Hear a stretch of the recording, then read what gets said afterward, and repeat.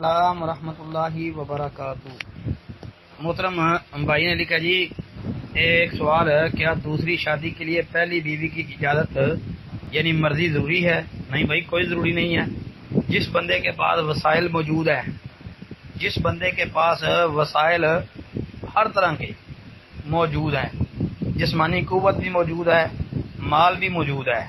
تو اس کے لیے ضروری ہے کہ وہ دوسری شادی کرے، یعنی ایک شادی کے بعد وہ دوسری شادی کرے، اور پہلی بیوی کی اجازت کی کوئی ضرورت نہیں، کیونکہ شریعت نے پہلی بیوی کی اجازت جو ہے اس کے لیے جو ہے بندے کو پابند نہیں کیا، نہ ہی وہ اجازت کا تذکرہ کہیں آیا ہے۔ اور یہاں یہ بات بھی یاد رکھیں کہ آدمی کے پاس اگر مالی اعتبار سے بھی وسعت موجود ہو، پیسہ موجود ہو، اور جسمانی اعتبار سے بھی وہ صحت مند تندرست ہو، یعنی دوسری شادی وہ کر سکتا ہو، ہر اعتبار سے ٹھیک ہے،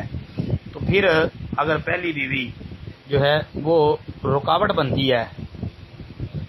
کہ وہ ناراض ہوتی ہے، وہ دوسری شادی اپنے خامند کو نہیں کرنے دیتی، تو ایسی عورت نے صحیح طریقے سے دین اسلام کو سمجھا ہی نہیں ہے، اور وہ ابھی تک صحیح دین کے اندر داخل ہی نہیں ہوئی۔